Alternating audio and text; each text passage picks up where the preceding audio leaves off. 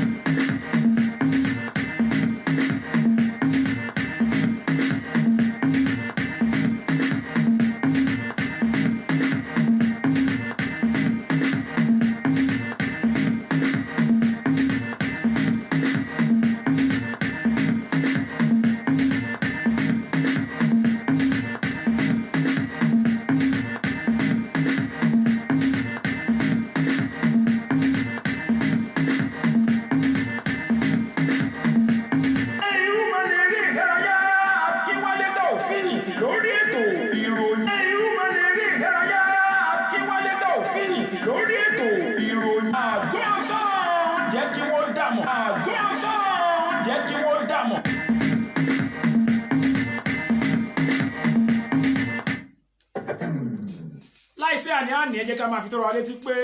orí ètò eré ìdárayá ní ikọ̀ ti Dortmund Sport Radio International náà ni a fi kalẹ̀ sí láti fẹ́ máa dábí ẹdun tá fẹ́ máa rọ̀ bí òwe ní wákàtí ọ̀wọ̀ yìí. Orúkọ tèmi ni Akínwálé Taofik Irúmọlẹ̀ eré ìdárayá.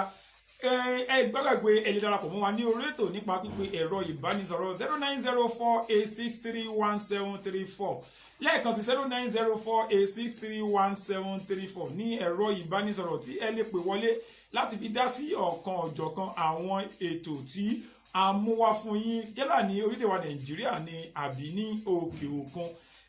Ká máa kánjú agbami ètò nítorí a ò rí ọjọ́ músolókùn ní wákàtí ọ̀wọ̀ yìí níbi tí màá ti máa bẹ̀rẹ̀ ètò ní ọ̀sán yìí ni nípa ti arákùnrin tí ó jẹ́ ọmọ bíbí orílẹ̀-èdè wa Nàìjíríà tí ó ń dá bí ẹdun tí ó ń rọ̀ bí òwe ní òkè òkun ṣùgbọ́n tí a gbọ́ pé ó ní ìfarapa nígbà tí ó ń kópa nínú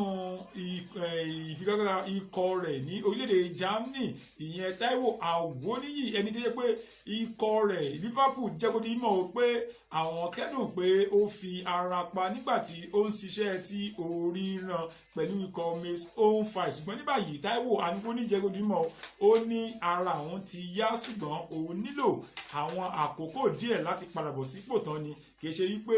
ohun tí ó ṣe òun náà ó jẹ́ bí tí ó lè gba òun lákòókò tó pọ̀ nítorí pé àwọn olùtọ́jú aláìsàn tí wọ́n ń tọ́jú Táíwò Àwọníyì ó di mọ̀ pé ohun tí ó ṣe kò lè gbà ju bíi ọ̀sẹ̀ méjì sí ọ̀sẹ̀ mẹ́ta lọ ṣùgbọ́n ó jẹ́ kó di mọ̀ ó ní láìpẹ́ láì jìnnà òun ó padà bọ̀ sí orí pápá àti pé inú òun dùn nígbà tí òun gbọ́ pé ikọ̀ Mainz 05 wọ́n borí àwọn agbẹ́gbẹ́bọ́ọ̀lù Borussia Dortmund tí wọ́n wà ní ipò kejì lórí àkàbà tábìlì líìgì orílẹ̀-èdè Germany ó ní o láìpẹ́ láì jìnnà òun ó darapọ̀ mọ́ àwọn akẹgbẹ́ òun láti máa bá iṣẹ́ àníyàn lọ ṣùgbọ́n yẹ kó ní mọ̀ ayé o pé ó ṣeé ṣe o kí Táíwò Àwọníyì kó má kópa nínú àwọn ìfigagbága méjì tó kù fún ikọ̀ Mainz 05 nítorí pé líìgì orílẹ̀-èdè Germany yóò tẹnu bodò ní kópẹ́kópẹ́ yìí ó lè yẹ kí wọ́n ti gbé ife fún ikọ̀ Bayern Munich gẹ́gẹ́ bíi pé àwọn ni wọ́n gba ife ẹ̀yẹ líìgì orílẹ̀-èdè Germany fún ìgbà kẹjọ ní tẹ̀léńtẹ̀lé láti bẹ̀ ẹ jẹ́ kí n máa kán lu agbami ọ̀dọ̀ ikọ̀ Chelsea níbi tí wọ́n jẹ́ kó di mímọ̀ pé ikọ̀ Chelsea ó dàbí ẹni pé wọ́n bínú tán ní wákàtí ọ̀wọ̀ tí wọ́n wà yẹn wọ́n fẹ́ gbé gbogbo agbábọ́ọ̀lù tí ó bá ṣe é gbé láti rí pé wọ́n padà bọ̀ sípò eléyìí tí wọ́n wà tẹ́tẹ́lẹ̀ nínú líìgì ilẹ̀ Gẹ̀ẹ́sì Chelsea ti gba líìgì ilẹ̀ Gẹ̀ẹ́sì ní dáadáa nígbà tí ó jẹ́ pé olùkọ́ni Mourinho tí ó gbà fún wọn àti pé àwọn olùkọ́ni mìíràn náà ti padà sínú ikọ̀ Chelsea tí wọ́n sì ti gba líìgì ilẹ̀ Gẹ̀ẹ́sì fún wọn ṣùgbọ́n lákòókò yìí o ẹni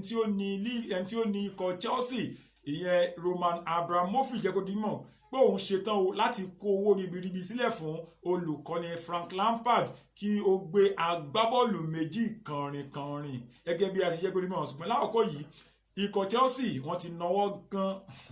Hakim Ziyech láti inú ikọ̀ Ajax Amsterdam bákan náà ni Timo Werner láti inú ikọ̀ RB Leipzig ẹni tí ó kàn tí wọ́n fẹ́ náwó gan báyìí ní Kai Havertz láìpẹ́ náà la gbọ́ pé wọ́n fẹ́ gbé Cristiano Ronaldo láti inú ikọ̀ Juventus wá sínú ikọ̀ wọn ṣùgbọ́n ọ̀rọ̀ tí wọ́n sọ ní òwúrọ̀ ìjẹ́kódìmọ̀ pé wọ́n nífẹ̀ẹ́ láti gbé Kai Havertz káwọn sì parí gbogbo ọ̀rọ̀ tí ó jẹ mọ́ ọ̀rọ̀ ẹ̀ pẹ̀lú ikọ̀ Bayer Leverkusen káwọn rí pé ó di tàwọn tààràtàrà lówùrọ̀ yìí la gbọ́ pé ọmọ kékeré léyìn kan tí ó ń dá bí ẹdun tó ń rọ̀ bí òwe nínú ikọ̀ Chelsea ṣùgbọ́n tó wà nínú ikọ̀ àwọn ọ̀jẹ̀wé wọn ni ó ti bẹ̀ sí ní bá àwọn ikọ̀ àgbàlagbà Chelsea ṣe ìgbáradì papọ̀ nítorí pé wọ́n kẹ́fín ọmọdé yìí ní Cobham ní pápá ìgbáradì ikọ̀ Chelsea nígbà tó ń bá wọn ṣe ìgbáradì papọ̀ ní àná òde yìí Tino Livramento ní orúkọ ọmọdékùnrin yìí inú ikọ̀ kan náà ikọ̀ yẹ̀wẹ̀ Chelsea kan náà ni wọ́n ti gbé Bill Gilmour àti Anthony Rudiger wá sínú ikọ̀ àgbà ni ọmọdé náà wà ṣùgbọ́n nígbà yìí ó ti ń bá wọn ṣe ìgbáradì papọ̀ ní àkókò tí a wà ìdí àsì nírètí pé ó ṣeé ṣe kí ọmọdé náà kí ó kópa pẹ̀lú ikọ̀ Chelsea ní kété tí wọ́n bá padà sí orí pápá láti máa bá eré àníyàn wọn lọ láti bẹ̀rẹ̀ jẹ́ kí n máa fi tó yín létí wọ́n jẹ́ kó di mímọ̀ pé Lionel André Messi ṣetán láti kọwọ́ bọ ìwé àdéhùn ọlọ́dún méjì mìíràn pẹ̀lú ikọ̀ Barcelona wọ́n ti jẹ́ kó di mímọ̀ pé láti bí àìmọye ọ̀sẹ̀ kan sẹ́yìn ni wọ́n ti ń bá Lionel Messi sọ̀rọ̀ pé kí ó wá tọwọ́ bọ ìwé àdéhùn mìíràn pẹ̀lú ikọ̀ Barcelona ṣùgbọ́n tí ó kọjálẹ̀ tí kò dá wọn lóhùn ṣùgbọ́n lákòókò yìí ó dàbí ẹni pé ẹ̀kọ́ ti ṣojú mímu fún ikọ̀ Barcelona nítorí pé Lionel Messi ó ti gbà láti kọwọ́ bọ ìwé àdéhùn ọlọ́dún méjì mìíràn pẹ̀lú ikọ̀ Barcelona ṣùgbọ́n nínú ìwé àdéhùn tuntun tó máa kọwọ́ bọ̀ náà ni wọ́n jẹ́ kó dímọ̀ pé ìgbàkígbà tí ó bá wù ú ni ó lè finú ikọ̀ náà sílẹ̀ kí ó lọ darapọ̀ mọ́ ikọ̀ tí ó bá wù ú gẹ́gẹ́ bí àdéhùn tí ó wà nínú àdéhùn tuntun náà láti bẹ̀rẹ̀ jẹ́ kí n máa fi yé yín o owó tí ó wà nínú ìwé àdéhùn tuntun náà ó jẹ́ bí owó tí ó wà nínú ìwé àdéhùn eléyìí tí ó máa tẹnubodò ní ọdún tó ń bọ̀ yìí tí Lionel Messi ti kọ́wọ́ bọ̀ pẹ̀lú ikọ̀ Barcelona tẹ́lẹ̀ èló ni owó náà ni owó tí Lionel Messi yóò máa gbà pẹ̀lú ikọ̀ Barcelona ni ó jẹ́ ẹgbẹ̀rún lọ́nà ẹ̀ẹ́dẹ́gbẹ̀ta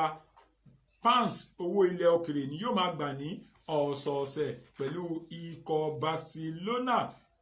èyí tó ń pè ní £500,000 ni yóò máa gbà ní ìgbàkígbà tí ọ̀sẹ̀ kan bá ti parí gbogbo owó yìí tí a bá wá rò pọ̀ láàrin ọdún kan ó jẹ́ £26 million eléyìí tí ó fi hàn pé láàrin ọdún méjì o tí yóò fi máa kópa pẹ̀lú ikọ̀ Barcelona síwájú sí yóò gba owó tó tó £52 million ìyẹn tó jẹ́ mílíọ̀nù lọ́nà méjì lọ́nà àádọ́ta ó lé méjì ní owó tí Lionel Messi yóò máa gbà ní kété tí àrùn coronavirus ó kálẹ̀ lẹ̀ díẹ̀ ní orílẹ̀-èdè Spain tí wọ́n sì ní kí olúkúlùkù wọn padà sí orí pápá kí wọ́n máa béèrè àníyàn wọn lọ nínú ìfigagbága méjì tí Lionel Messi ti gbá fún ikọ̀ Barcelona báyìí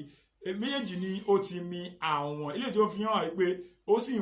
ń wà lára Lionel Messi tí kò tí ì tàn rárá ní àkókò tàbí nítorí pé akẹgbẹ́ rẹ̀ tí ó wà nínú ikọ̀ Juventus nínú ìfigagbága méjì tí ó ti gbá fún ikọ̀ Juventus ó ṣe ni kò lè borí ìfigagbága méjì kò sì rí àmì ayò kankan nínú ìfigagbága méjì eléyìí tí ó gbá kojú ikọ̀ AC Milan àti ikọ̀ Napoli nírètí Napoli ti borí wọn ní àṣekágbá ìdíje Italian Coppa Italia eléyìí tí wọ́n pàdánù eléyìí wọ́n fi hàn pé o ní báyìí o Cristiano Ronaldo ti pàdánù ìfigagbága àṣekágbá méjì ní tẹ̀léńtẹ̀lé kítorí kò ṣe nǹkan tí ó dùn mọ́ àwọn olólùfẹ́ rẹ̀ nú ṣùgbọ́n bó bá ṣe ń lọ ni àwa sì máa ń já àwọn tiwa sí nílé ní orí ètò yìí láti bẹ̀ ẹ jẹ́ máa tẹ̀síwájú kí má ṣe fi yé ń pé Lionel Messi ó ti gbá àmì ayò tí ó tó 629 goals wọlé fún Barcelona nínú àwọn ìfigagbága tí ó jẹ́ 107 àti 20 ìyẹn 720 ó ti gba ife ẹ̀yẹ àmì ẹ̀yẹ Ballon d'Or ní ẹ̀ẹ̀mẹ́fà ọ̀tọ̀ọ̀tọ̀ tí kò sì fẹ́ sí ẹnì kankan tí ó ti gbà tó láti bẹ́ẹ̀ jẹ́ kí n bọ́ sí àárín gbùngbùn ikọ̀ Liverpool tí ó jẹ́ pé àwọn ni gbogbo ojú ọ̀la wọn báyìí ò pé ó ṣeé ṣe kí wọ́n gba ife ẹ̀yẹ líìgì ti ilẹ̀ Gẹ̀ẹ́sì eléyìí tí ó ń lọ lọ́wọ́lọ́wọ́ wọ́n sì yẹ kó ní mọ̀ pé ìfẹsẹ̀wọnsẹ̀ méjì péré tí Liverpool bá fi lè borí ẹ̀ tí ikọ̀ Manchester City tí wọ́n sì pàdánù ó ṣeé ṣe kó jẹ́ pé ikọ̀ Liverpool wọn ò gba líìgì ilẹ̀ Gẹ̀ẹ́sì láì jẹ́ pé líìgì náà ó ti parí rárá ṣùgbọ́n ní báyìí o tí ikọ̀ Manchester City tí wọ́n borí líìgì tí wọ́n gbá kojú ikọ̀ Arsenal nínú ilé tí wọ́n ti fi ẹ̀yìn Arsenal gbolẹ̀ tí wọ́n sì dá pati ẹ̀bùn wọn dì pẹ̀lú àmì ayò 3-0 ló ń fi hàn pé ikọ̀ Liverpool wọ́n sì ní iṣẹ́ tó pọ̀ gidi láti ṣe ni o nítorí pé tí wọ́n bá ti lè borí ìfẹsẹ̀wọnsẹ̀ méjì ní tààtàrà a jẹ́ pé wọ́n ti gbé líìgì ní tẹ́lẹ̀ gbogbo èèyàn rò pé tí ikọ̀ Manchester City tí wọ́n pàdánù sí ọwọ́ ikọ̀ Arsenal ó ṣeé ṣe o kí Liverpool kí wọ́n gbé ife ẹ̀yẹ líìgì ilẹ̀ Gẹ̀ẹ́sì lẹ́yìn tí wọ́n lè rí rápálá bo orí ikọ̀ Everton nínú ìdíje Merseyside eléyìí tí wọ́n máa gbá ní ọjọ́ àìkú eléyìí tó wà lọ́nà yìí ṣùgbọ́n ó bà ní kò tí ì bàjẹ́ olùkọ́ni ikọ̀ Liverpool ìyẹn Jurgen Klopp ó ń jẹ́ kó di mímọ̀ ó ní ohun tí àwọn ń lé ojú kí àwọn gbé líìgì nìkan lọ lóòótọ́ líìgì náà ó wà ní ọkàn àyà wọn láti pé ó ti tó 30 ọdún tí ikọ̀ Liverpool tí wọ́n ti gba líìgì ilẹ̀ Gẹ̀ẹ́sì kẹ́yìn ṣùgbọ́n ní báyìí o àwọn dúpẹ́ fọlọ́run pé àwọn ń súnmọ́ díẹ̀díẹ̀ lọ kí àwọn gbé líìgì náà àti wípé àwọn fẹ́ láti fi oríṣiríṣi ìtàn balẹ̀ lélẹ́yìí tí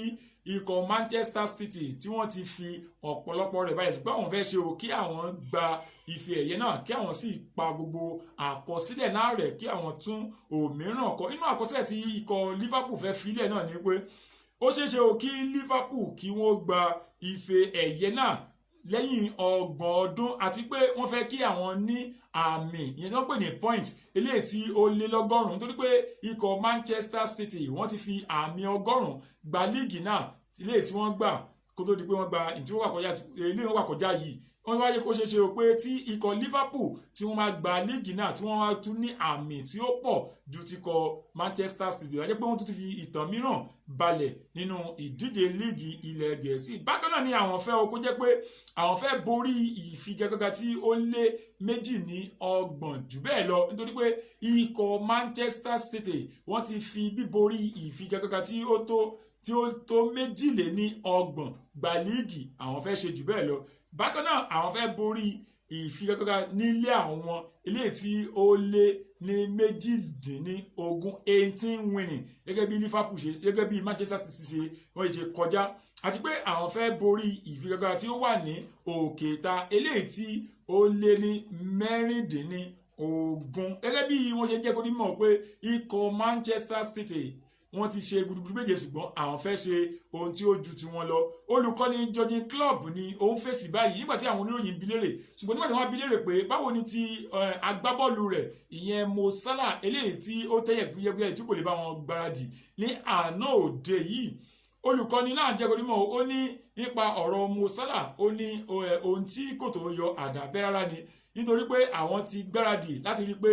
àwọn wá agbábọ́ọ̀lù kan eléyìí tí yóò rọ́pò ẹ̀ tó bá yẹ ṣe pé Mo Salah ó ní ìfarapa sí báwọn ṣe ń wo kò ṣe pé bẹ́ẹ̀ ó ní ìfarapa ó ṣeé ṣe kí ó padà kópa ní ọjọ́ àìkú tí àwọn ń wò níwájú yìí bóyá ó fẹ́ fún ara nísinmi ni láti kópa nínú ìfigagbága eléyìí tí ó ń bọ̀ láàrin àwọn àti Everton ní ọjọ́ àìkú yìí wọ́n ní o tó bá wá jẹ́ pé kò lè kópa ní ọjọ́ àìkú yìí o agbábọ́ọ̀lù kan gbòógì tí ó ṣeé ṣe kí àwọn fi rọ́pò rẹ̀ òun náà ni Naby Keita ẹni tí ó darapọ̀ mọ́ ikọ̀ Liverpool ní inú ọdún 2018 láti inú ikọ̀ RB Leipzig ó yẹ ṣe kó jẹ́ pé òun ni yóò rọ́pò Mo Salah ní inú ìfigagbága àwọn àti Everton ní pápá ìdárayá Goodison Park ní ọjọ́ àìkú tí ó ń bọ̀ yìí. Láti bẹ̀rẹ̀ jẹ́ kí n máa bọ́ sí agbo aré ẹsẹ̀ kíkàn sí wọ́n ní pé tí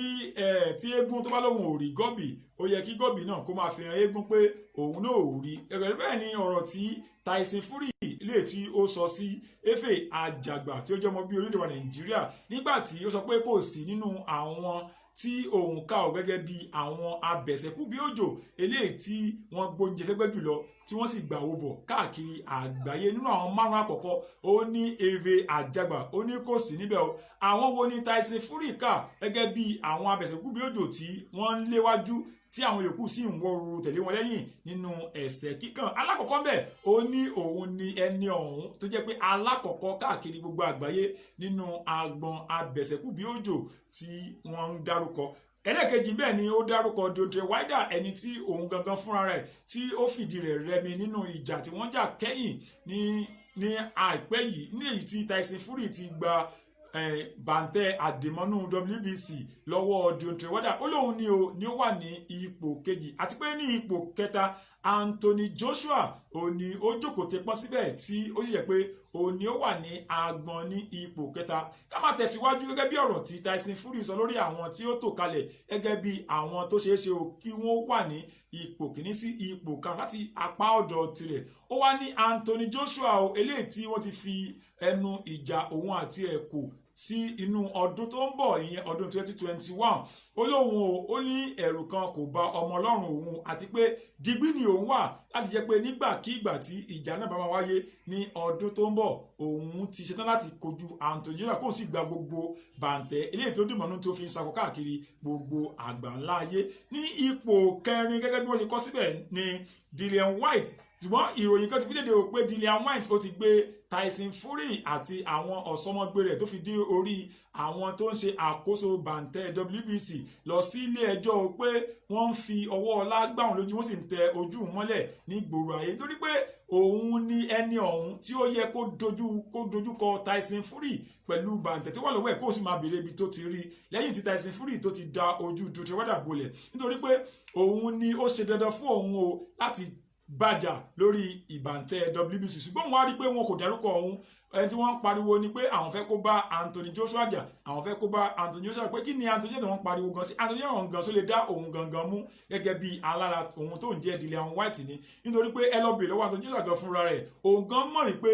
ẹran tó yí ló ń jẹ́ nọ́mọ̀ ní ọ̀rọ̀ òun Dillian White ṣùgbọ́n òun ò tí ì rántí ọ̀rọ̀ Anthony Joshua. Ọ̀rọ̀ tó kàn òun gbọ̀ngàn lọ́wọ́ tóun wà ní ọ̀rọ̀ Tyson Fury, ẹni tí kò fi òun gẹ́gẹ́ bí ẹni tí kò ka òun kún gẹ́gẹ́ bí ẹni tí ó ṣeéṣe ò kí ó kàn láti báyà tó fi lọ dárúkọ Anthony Joshua, àti pé àwọn tí ó ń jẹ́ àwọn onígbọ̀wọ̀ tí wọ́n ń ṣe ètò ìjà WBC òun gbá wọn náà lọ́lé ẹjọ́ tó bá wọn gangan fúnra wọn kò ṣe rárá lórí ọ̀rọ̀ tó ń pariwo káàkiri pé ó ṣeéṣe ò kí Tyson Fury kí ó kojú Anthony Joshua ní kópẹ̀kópẹ̀. Gẹ́gẹ́ bá ṣe mọ̀ pé Tyson Fury ó ní ìjà òun àti Deontay Wilder níwájú gẹ́gẹ́ bí ìjà kẹta bó ṣe sọ sínú àdéhùn àwọn méjèèjì pé wọ́n máa jà lákọ̀ọ́kọ́ tán tí wọ́n ja ìkejì tán ó ṣeé ṣe o kí wọ́n ja ẹlẹ́ẹ̀kẹta ilé tí Deontay Wilder kan ti wọ́n sọ pé ó di dandan o kí àwọn ja ìjà kẹta. Ọ̀rọ̀ yìí ni ó ń lọ lọ́wọ́ lórí ọ̀rọ̀ ìjà Tyson Fury àti Dillian Whyte ní ipò karùn-ún gẹ́gẹ́ bí Tyson Fury ṣe sọ ó ní Alexandra Usyk ni ó wà níbẹ̀ tí yóò máa dúró tẹpọ́n síbi ìjò ipò ìjà karùn-ún. Ṣùgbọ́n ní báyìí ó ti di dandan pé Alexandra Usyk ni yóò máa kojú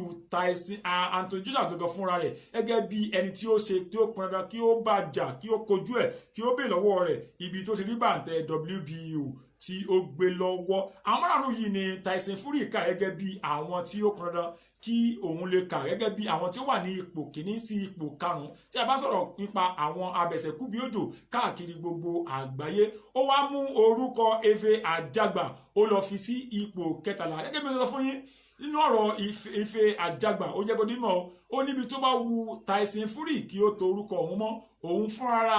òun mọ̀ pé nígbà bá ń ka láti ipò kìíní sí ipò karùn-ún àwọn abẹ̀sẹ̀kú káàkiri àgbáyé òun wà lára àwọn márùn-ún àkọ́kọ́ tí ó wà lára nítorí pé inú ìjà mẹ́tàlá tí òun ti jà nígbà tí òun ti bẹ̀rẹ̀ sí kópa nínú pé à ń ja ìjà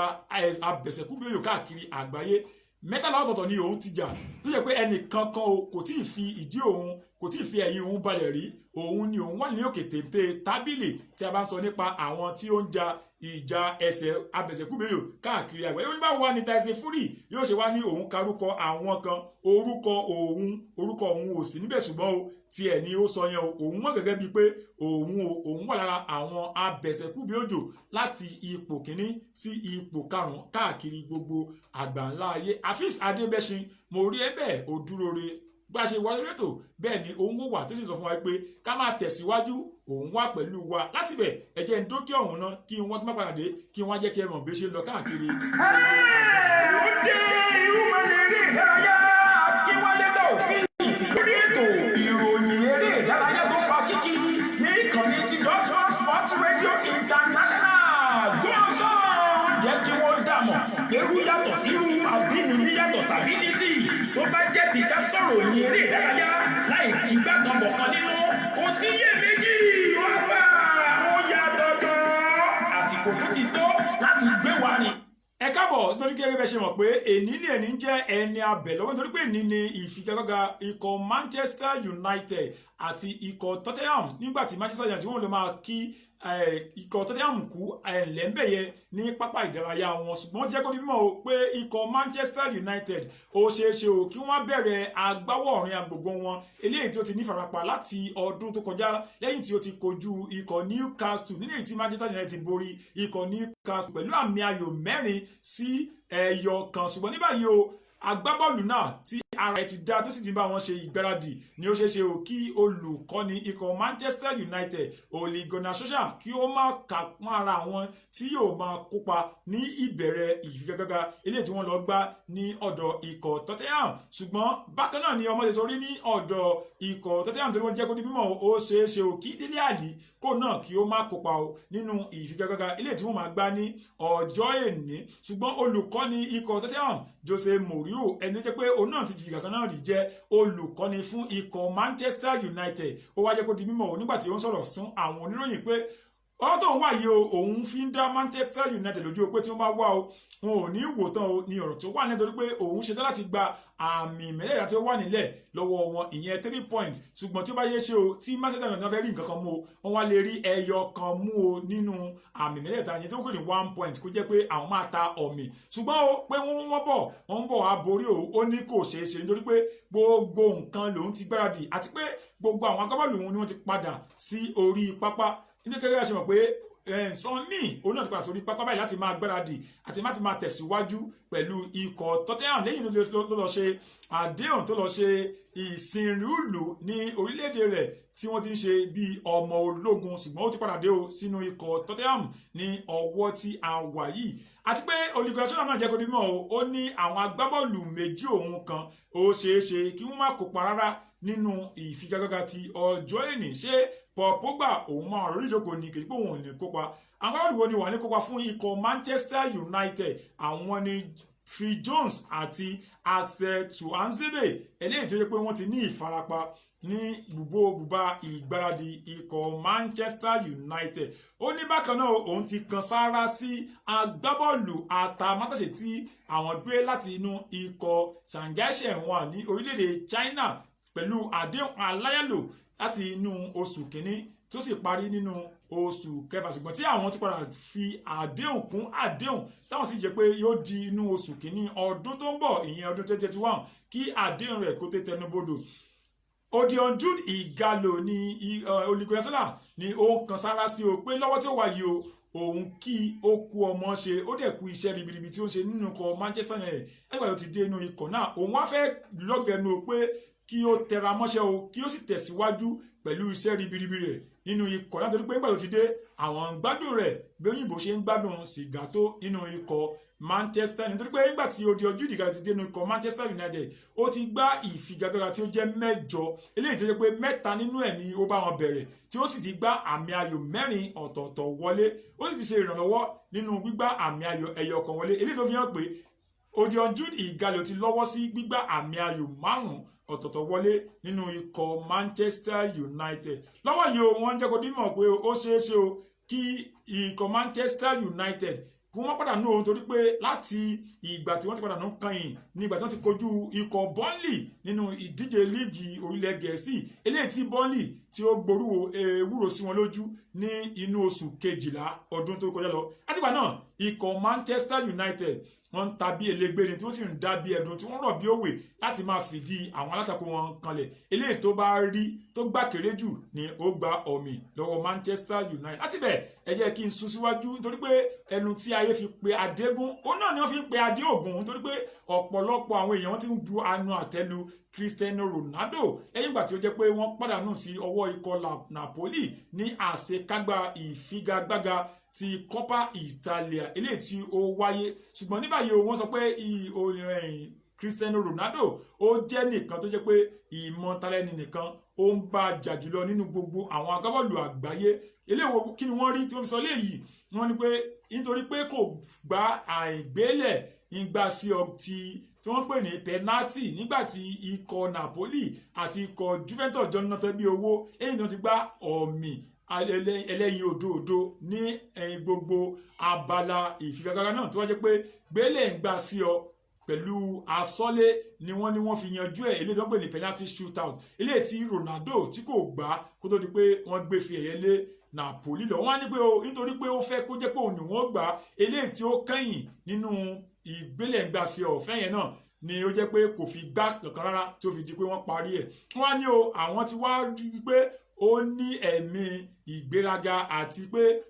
ìmọ̀tara ẹnìkan ni ó fẹ́ tó tí ò bá fẹ́ bẹ́ẹ̀ ni ó yẹ kó ti gbá kó tó di pé wọ́n pàdánù sí ọwọ́ Napoli èyí ẹ̀rọ yín létí pé nígbà tí wọ́n kojú ikọ̀ AC Milan ní abala tí ó kẹ́gùn sí àṣekágbá Ronaldo yìí náà ni ó pàdánù gbélé ń gbà sí ọ̀fẹ́ penalty tí wọ́n fún wọn àárín gbùngbùn ìfigagbága náà ṣùgbọ́n ní báyìí wọ́n ti wá bẹnu àtẹ́lù pé nígbà tó ti dé ọ̀dọ̀ àwọn gan-an kí ni nǹkan tó ti ṣe náà torí pé ó ti pàdánù ìfigagbága àṣekágbá 2 ní tẹ̀léńtẹ̀lé ní ọ̀dọ̀ ikọ̀ Juventus eléyìí tó jẹ́ pé ó ti ṣẹlẹ̀ sáwọn ọjọ́ ti pẹ́ sẹ́yìn ni àti pé bákan náà ni Cristiano Ronaldo ó sọ Napoli di ẹni tí ó mọ̀ ṣàkọ sí àwọn nítorí pé a mọ̀ pé inú ikọ̀ Napoli ni Maurizio Sarri ni ó gbàdé inú ikọ̀ Chelsea kó tó padà sí inú ikọ̀ Juventus ó wá jẹ́ pé Napoli ọ̀hún náà ni wọ́n wá gba ife ẹ̀yẹ lọ́wọ́ àwọn tí wọ́n sì fi jẹ́ àwọn rẹmi tó pé láti bí ọdún 6 sẹ́yìn ní ikọ̀ Napoli ni wọ́n ti gbóòórùn pé à ń gba ife ẹ̀yẹ kẹ́yìn wọ́n wá fi àwọn jábàlẹ̀ ife ẹ̀yẹ ilé tí ó dùn àwọn jọjọ àti pé Gennaro Gattuso kò tí ì gba ife gangan fún ikọ̀ Napoli láti gbà tó ti darapọ̀ mọ́ gẹ́gẹ́ bí olùkọ́ni. Ó tún wá jẹ́ pé àwọn Juventus ni ó fi gba ife ẹ̀yẹ rẹ̀ alákọ̀ọ́kọ́. Ó lélẹ́yìí ó dùn àwọn jọjọ ni, àti pé káwọn tó foríjìn Ronaldo àyàfi tó bá tó ṣe bí ọkùnrin tó ṣe bí akọ tó sì ṣe tó fi nǹkan mìíràn tó fi rọ́pò fáwọn ni. Láti bẹ̀rẹ̀ ẹ jẹ́ kí n bọ́ sí agbọn àwọn tó ń dágbére fún agbábọ́ọ̀lù wọn eléyìí tí ó ń tẹ̀síwájú ṣùgbọ́n tó ti ṣe gudugudu méje àti yàyà mẹ́fà fún wọn. Inú ikọ̀ Chelsea náà ni mo padà sí ohun torí pé agbábọ́ọ̀lù wọn Pedro ni ó ti ń dágbére báyìí o pé ó dìgbò ṣe ó di láéláé kan gbá nítorí pé òun tẹ̀síwájú láti fòkè ráyà lọ sínú ikọ̀ AS Roma látìgbà tó ń ti darapọ̀ mọ́ ikọ̀ Chelsea tó ń sì ṣetán láti kúrò níbẹ̀ ní àkókò tí a wà yìí. Inú ọdún 2015 ni Pedro ni ó darapọ̀ mọ́ ikọ̀ Chelsea láti inú ikọ̀ Barcelona ṣùgbọ́n nínú ikọ̀ Barcelona náà ó darapọ̀ mọ́ àwọn náà ní inú ọdún 2018 ní 2008 tó sì wà níbẹ̀ títí di ọdún 2015 eléyìí pé ó dá bí ẹdun ó rọ̀ bí òwe ó lè ṣe gudugudu bíye ilé tí ọmọkùnrin máa ń ṣe kí ó tó di pé ó fi inú ikọ̀ Barcelona sílẹ̀. Àwọn àmì ẹ̀yẹ àti ara àwọn ìtàn tí ó fi bẹ́lẹ̀ nínú ikọ̀ Barcelona náà kò tí ì fẹ́ sí pé bóyá àwọn kan mìíràn wọ́n ti ìparẹ́ jẹ́ kí máa ka àwọn díẹ̀ fún nínú ìtàn tí Pedro tí ó fi lọ́lẹ̀. Ara rẹ̀ ni pé ó ti gba ife ẹ̀yẹ tí ó tó márùnlé ní ogún báyìí, ìyẹn ife ẹ̀yẹ 25 ni ó ti gbà gẹ́gẹ́ bí agbábọ́ọ̀lù, àti pé nínú ẹ̀ ni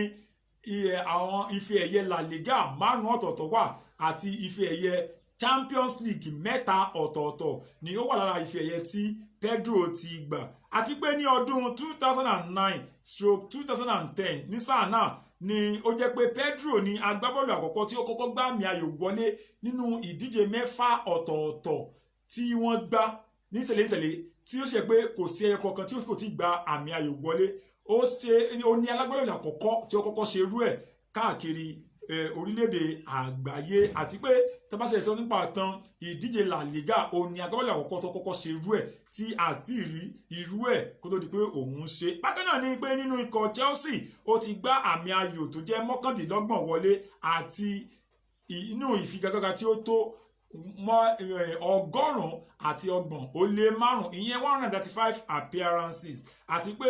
ní kété tí ó wọnú ikọ̀ Chelsea ni ó ti gbá àmì ayò wọlé nígbà tí ikọ̀ Chelsea ń kojú ikọ̀ West Brom ní ọdún 2015 tó jẹ́ pé òun ni ó gbá àmì ayò àkọ́kọ́ wọlé nínú ìfigagbága náà. Ẹgbẹ́ ìgbà náà kó tó di pé darapọ̀ mọ́ wọn Chelsea wọn ò tí ì borí ìfigagbága kankan ní sáà náà, ìyẹn sáà 2014-2015 kó tó di pé Pedro ó darapọ̀ mọ́ wọn 2015-2016 kó tó di pé Pedro ó darapọ̀ mọ́ wọn. Àti pé ní kété tó wọ inú ọkọ̀ náà tán ni ní sáà 2016-17 ó gba ìdíje Premier League. Ní sáà 2017-2018 ó gba ife ẹ̀yẹ Premier FA Cup. Àti pé ní sáà 2018-2019 tó kọjá lọ yìí wọ́n tẹ Arsenal lórí ba tí ó fi gba ìdíje UEFA Europa League eléyìí tí Pedro náà tí ó kópa ribiribi nínú ẹ̀. Àwọn wọ̀nyí ni ara àwọn gudugudu méje àti àyànfà tí Pedro ṣe kó tó di pé ó fẹ́ fi inú ikọ̀ Chelsea sílẹ̀. Ẹ kí n máa tẹ̀síwájú kí n máa jẹ́ pé yín pé o wọ́n ti wá gbá àwọn ìgbéraga kan ní inú àwọn líìgì eléyìí tí ó ń tẹ̀síwájú káàkiri orílẹ̀-èdè àgbáyé. Eléyìí àyíjà àwọn tó jẹ́ mẹ́tẹ̀ẹ̀ta tó wà nínú àwọn líìgì agbọn ilẹ̀ Europe. Kí máa fi tó yín pé ní àná òde yìí nínú àwọn ìgbéraga tí wọ́n gbá nínú ìdíje La Liga gẹ́gẹ́ bí ó ṣe di mímọ̀ ni pé ikọ̀ Real Madrid wọ́n gbé wúro sí ikọ̀ Alaves lójú pẹ̀lú wọ́n gbé wúro sí ikọ̀ Valencia lójú pẹ̀lú àmì ayò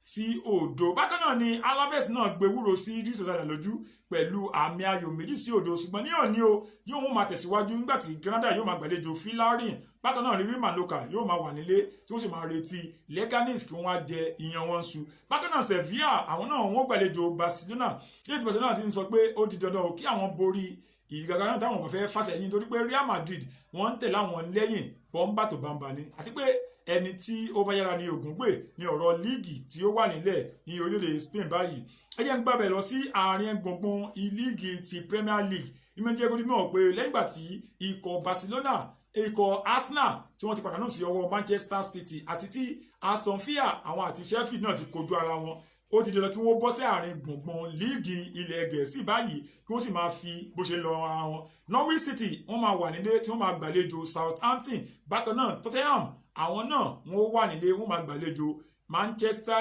United. Àti pé ní ọ̀la òde yìí Watford ó máa gbàlejò Leicester City. Brighton náà ó máa retí Arsenal nígbà tí West Ham àwọn náà ó máa gbàlejò Wolverhampton Wanderers. Àti pé Bournemouth náà àwọn náà máa fi hàn Crystal Palace pé kò sí ní àwọn làwọn wà nílé. Ẹyẹ máa fi sọ yín létí pé nínú ìdíje Bundesliga ilé tí ó kù ìfẹsẹ̀wọnsẹ̀ méjì péré kí ó fi wá sí òpin. Ní